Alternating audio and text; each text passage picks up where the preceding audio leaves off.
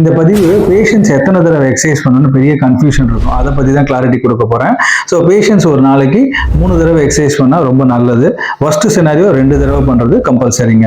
So initial ஸ்டேஜஸில் உங்கள் pain குறைஞ்சு அது ரிகவரி ஸ்டேஜ் ஆகி அந்த மசில் நல்லா ரெஸ்பாண்ட் ஆக ஆரம்பிச்சிருச்சு அப்படின்னா தான் நீங்கள் எக்ஸசைஸ் ஸ்டார்ட் பண்ணுவீங்க. அதை வந்து உங்கள் ஃபிசியோதெரபிஸ்ட் வந்து எவாலுவேஷன் பண்ணிட்டு சொல்லுவாங்க. ஸோ நீங்கள் எக்ஸசைஸ் இனிஷியலாக ஸ்டார்ட் பண்ணும்போது 3 times a day பண்ணுங்கள். காலையில், மத்தியானம், நைட் அப்படின்னு நீங்கள் ஸ்டார்ட் பண்ணுங்கள்.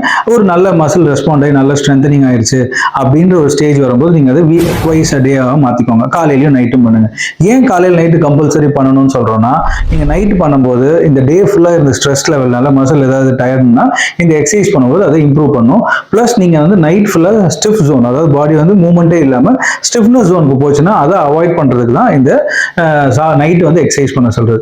அதே மாதிரி காலையில் எந்திக்கும் போது உங்கள் பாடி வந்து ஸ்டிஃப் ஜோன்ல இருந்து நீங்கள் திருப்பி நார்மலாக போகிறதுக்காக அந்த மார்னிங் நீங்கள் ஃபர்ஸ்ட் எக்ஸசைஸ் பண்ணீங்கன்னா ரொம்ப எஃபிஷியண்டாக இருக்கும். ஸோ எக்ஸசைஸ் வந்து ட்வைஸ் a day பண்ணுங்க. அதே மாதிரி இன்னொரு கன்ஃபியூஷனா, சாப்பிட்றதுக்கு முன்னாடி பண்ணுமா சாப்பிட்டதுக்கு அப்புறம் பண்ணுமா?